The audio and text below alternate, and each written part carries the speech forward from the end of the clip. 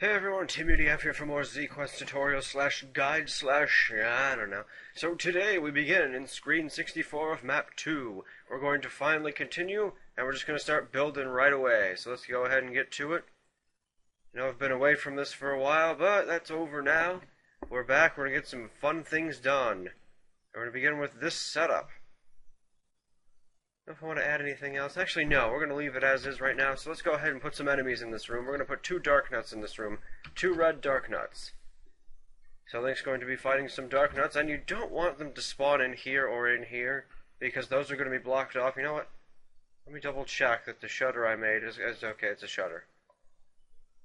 Okay, so let's go ahead and place these enemies in specific locations. We'll just stick them down here. We just want to make sure they don't spawn anywhere where Link won't be able to get them. Alright, and actually that will kind of do it for this room. I mean, we're going to have some different things going on here. We could give an item. So let's go ahead and actually we will give an item. We're going to go ahead and we're going to make a small key here. And then we're going to stick it right here. Alrighty. And for now, let's go ahead and travel back to 72, because you'll remember we had gone to 62, then 63 and 64, but we did tricky stuff in 63 that we'll elaborate on a little more, but later. And for 62, we haven't finished this side over here in 72, so let's go ahead and set up our door. We can just make it a passage or something. And now this is where I'm actually going to talk about something that a few of you have been asking about for a while. I'm really glad that you guys are asking questions again. I do want to make sure I get your questions filled. That's the purpose of this series. Like the last few episodes, I was just kind of building, throwing some ideas out there. But now I've got some questions that I'm ready to answer. So the first one I'm ready to answer is people were asking about the blinking blocks they saw in Dawn to Twilight. You know, I want to make blinking blocks or something so that Link thinks he's running into an invisible wall, but then some kind of maze path shows or something. Well, how can we do that? Well, ZQuest has some handy animation features, actually. Let's go ahead and take a look at an example of one. You see, we can either do it with these spikes or these conveyor belts. Let's take a look at the spikes, because they're fairly typical. There are some spikes down there. We probably won't keep them, but we'll just keep them for the sake of the example. Let's right-click on the tile, or you can right-click it here and go to Properties. Or, no. And yeah, it takes 4 damage, so careful. We're not actually going to do anything with these. Okay, over here, look at A frames. That means animation frames. That means there are 2. So if you click here, wherever this tile appears, the number you set on A frames, it will take that many tiles. So since the A frames is 2... Actually, can I even... No, I can't drag on this, but it's these 2 tiles. They just go in succession, so... This is number 1, this is number 2. If it was 4, this would be 1, 2, 3, 4. And it cycles through those tiles at the speed you set here, which is 5. So for example, we've got our spikes moving 5 there. We could change the speed to 10. You notice they're a little bit slower. And change the speed to 2. Now they're really fast. And we'll change it back to the default to 5 for now. Oops. So, with that in mind, it's actually pretty easy to make your own, like, cycling animation blocks. So let's go ahead down here to a blank tile. We're going to make a new one. Although I do think we should... Let me see, I can't move this in this screen, can I? No, okay. So we're going to actually have to leave this. So let's go to Quest, Graphics. We're going to go to Tiles, because we're going to make a brand new tile. So right now, let's take this tile and copy it with the C button. Scroll all the way down here, make sure we're out of the way of all other tiles. And it looks like it'll be page 37 for us. So what I'm going to do here is I'm actually going to move the block over in this 4th spot here. See, 1, 2, 3, 4. I'll move it there and I'm going to paste it with V. I'm going to hit OK, and I'm going to hit like done and stuff. So now when we make our new tile, let's right click this, hit that little heart sign, go down to page 37 again, and let's select this blank tile right here. Hit enter, and we're going to make it unwalkable. Now you'll notice that I've set this up in such a way that we can create an animation. We're going to give it a bit of room. So we're going to say, you know, maybe 4 frames. So the 4 frames will cover this tile, this tile, this tile, and finally it will cycle to the solid block that we want. Now what speed are we going to pick? I don't know, let's just start with 10. See, that blinked kind of fast. Maybe you don't want it to blink that fast. So lower it, or raise it a bit more. See, now it blinks kind of slow. You can make it even higher than that, maybe 50. See, 50 seems really good because the player will be confused about the invisible wall for a while. It spends more time on the blank blocks because we've got more of them. But regardless of what state it's in, it's going to be, I believe it's going to be unwalkable. It should be unwalkable because this whole tile is unwalkable. So if we set these down in various spots, ooh, right, except it's not the same color as the floor. So we got to change that. We got to make it the same color as the floor. Let's go back to graphics and tiles, scroll all the way up. Let's find that tile so we can make it the same. I think it's this one. So copy it with C. Let's drag it down to page 37. You can also hit the P key and input the value page 37. Hit enter and you'll go straight to that page. So paste, paste. Oh, you got to do it each time. Okay. Copy, paste, copy, paste. All right. Although this is still... whatever. Let's reset it on this one. Maybe that'll fix it. There we go. Okay. Yeah, you just have to reset the position on this block. Either that or I moved it. I think I moved it actually, so by mistake. So make sure it's set on that first block. Alright, so let's go ahead. Start putting it down. And each time it cycles through, we will be able to see it. So maybe we do something like that. You can make it more complicated if you want to. We can make it more complicated. It won't be a maze per se, but, you know, kind of a basic one. Do I have another block open here? Yeah, I do. Okay. Now let's go ahead and get rid of at least one of these so that the player can walk around the spikes of doom.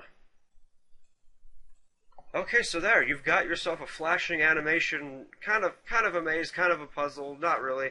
What we do want to do, though, is get rid of those spikes because those do 4 hearts of damage. Let's find something a little more fair, like this does. 2 hearts is still a bit much. Well, when in doubt, make your own tile. Let's go do it. Let's make our own spikes. Okay, unfortunately I don't remember where the spikes are, so let's scroll around a bit for them. Look through all the enemy tiles that we'll be messing with in the future, hopefully. And here are spikes. Okay, so we're going to do a couple things with this. We are going to set the animation frames of 2, and we're going to set 5 like the usual one. Now, when we go down here, though, we're actually going to set a different value. So let's say maybe just damage 1 heart. And now this tile looks the exact same as the other one, but it'll only do 1 heart of damage. And Link can walk over it, so if he walks into it, he will take the damage. Hit the W key to see your walkable combos on the screen. And remember that everything that's not that reddish pink or whatever it is walkable. So Link has to come all the way around here. What's he going to come all the way around here for? Well, we're going to give him 2 things in this room. First of all, I think it's time for Link to get the compass. So let's go ahead and settle the compass in this little crevice here. Make it somewhat suspicious. And then I think it's time for a secret combo. No, we don't need a secret combo. You know what, we just need the stairs. So go all the way back to the top. We'll just give Link some stairs to go through like naturally. We won't do anything too special. And let's plant it right at the end of the maze there. And it's not really a maze, but you guys know what I'm talking about. Alright, so yeah, there that is. Basic kind of animation, somewhat puzzle, somewhat maze. You can throw enemies in here if you want, like, but I don't know, sometimes the enemies will give away part of the maze because typically the enemy won't be able to fly through the blocks and stuff. You could, however, put Keese in the maze if you want. I think Keese won't give it away really easily or anything.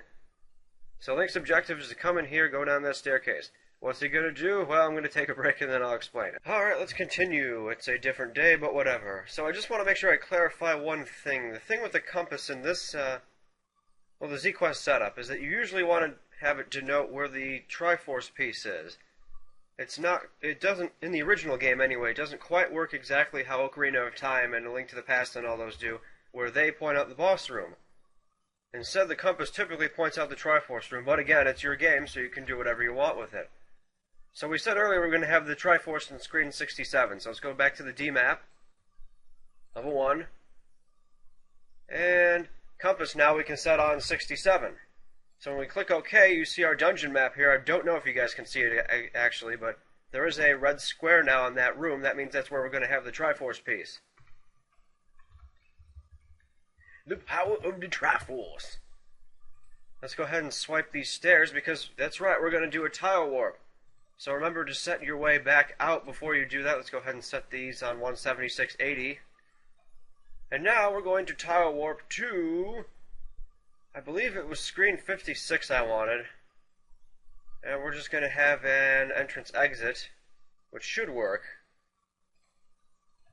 We'll be able to test all of this later, so let's go to 56. Yep, 56. And we're going to stick these stairs in the corner here. Let's set where you appear. 208.48 seems good. You know what? Never mind me. No, you want. I just realized this was an NES quest. We want passageways instead of entrance exit. I knew there was some reason why I felt I was making it more complicated than it had to be. Yeah, you want passages for both of these because what that's going to do is Link will appear in one of these sides here, and he's going to walk through the staircase like he did in the traditional NES Legend of Zelda. Then he'll appear through the other stairs here. Let's go ahead and we can just make a passageway. I'm going to show off one other type of puzzle. Actually, I don't think I have time, but we can at least start it. So let's see, I don't really know what kind of design I want for this room, so for the sake of it, just start putting stuff around, Actually, no, I've just thought of something. Okay. We can have a secret in here for later. Whoops. A well put together secret. Let's put some blocks around here. Sometimes when you don't know what to build, just start lobbing things everywhere and something will probably come to you. I tend to notice that happens a lot. I don't always have the correct inspiration for a room. So maybe I'll put something in the middle of here, maybe, oh, we've been giving rupees out a lot, though. Well, let's give out more rupees, I guess. Maybe not another 20. We'll give out 5 or something. And we'll just have them sitting there, actually. We're not going to make this an enemies implies item room. We're just going to have them sitting there. So in case the player wants them, they can come back and pick them up. You can pick another item if you want. There are plenty of other items to pick. If we're going to be using magic, we could actually probably give them a magic container. I mean, it's a really easy magic container, but if we build this game fully, it's not going to be that long, probably. Okay, so screen 56. What I wanted to do here, we're probably going to stop here for the episode, so I'm just going to explain what I wanted to do. What I wanted to do is I wanted to animate different spike speeds for a raising lower puzzle. Unfortunately, the only spikes that seem to be here are these ones. And I don't know if there's a tile where they're just down, because I kind of want my animations to make sense here. Because I was going to do an animation puzzle with you guys, but I don't think we can do the one I'm specifically thinking of, so that I might have to save that for a different tile set or something. I could try drawing it, but then I'd have to show you guys that as well. I mean, I guess it would be good practice drawing a tile. It depends. Alright. Okay, I know what kind of puzzle we're going to do in here now. Make sure you cancel that when you're done screwing around in it and don't hit OK, otherwise you'll change the tile. Alright, I know what kind of puzzle we're going to do in here, but we're going to do it next time. To end and make a hint, though, we are going to place blocks. We're going to surround this with blocks, and I guess I'll make it even though I don't really have to, but yeah, whatever. This water's kind of out of place now, so stick some more water around, kind of liven the room up a bit. We're going to do that for a bunch of the other rooms at the end of the dungeon, but for now we're just kind of building stuff and doing the introductions. So thanks for watching, everyone. I'll see you next time for more ZQuest guide/tutorial. Remember, if you have questions, let me know, and the next time I do another recording session, I'll try to integrate all your questions into what I'm doing. Because I find that's a lot easier instead of just sitting around and waiting for a particular moment like that animation thing. I wanted to wait until in the next segment of the overworld for that, but while I was in here and people kept pointing out the flashing tiles from Dawn to Twilight, I'm like, well, you know what? Let's just integrate whatever questions into whatever I'm currently doing. That way it actually seems a lot more interactive and everything. So yeah, that'll do it. Oh yeah, I did put 2 doors like this in Screen 54, but I'm going to go over all this again. There's a door here in 74 and a locked door in 74, but I will be going over that with you guys next episode. I was expecting to finish the dungeon in the next 2 episodes, but I guess we're going to be going a little further than that because I've got some more things to explain now, but that's okay. So thanks again for watching, everyone. I'll see you next time.